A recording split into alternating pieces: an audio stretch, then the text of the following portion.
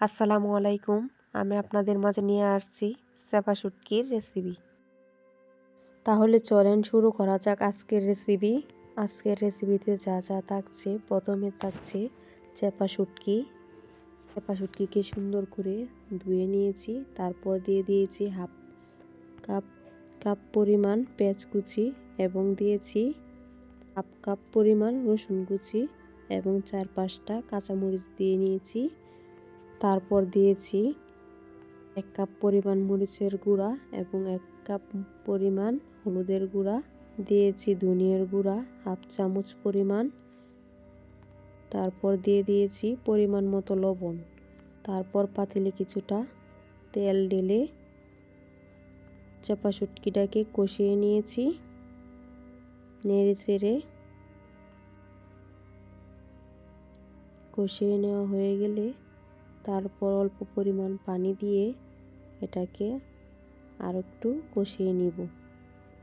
সুন্দর করে কষিয়ে নেওয়া হয়ে গেলে তারপর আলু আর বেগুন কেটে রাখা সেগুলো দিয়ে সুন্দর করে নেড়ে চেড়ে ঢেকে দিব 5 মিনিটের জন্য।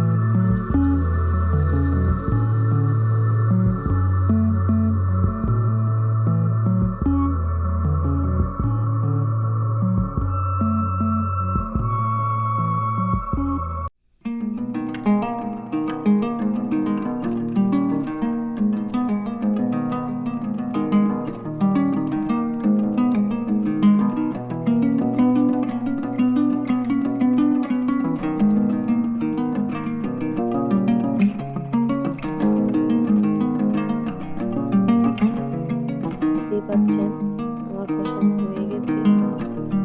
এখন দিয়ে দিচ্ছি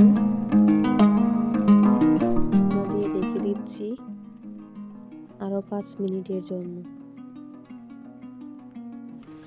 দেখতেই পাচ্ছেন আমার তরকারিটা হয়ে আসছে।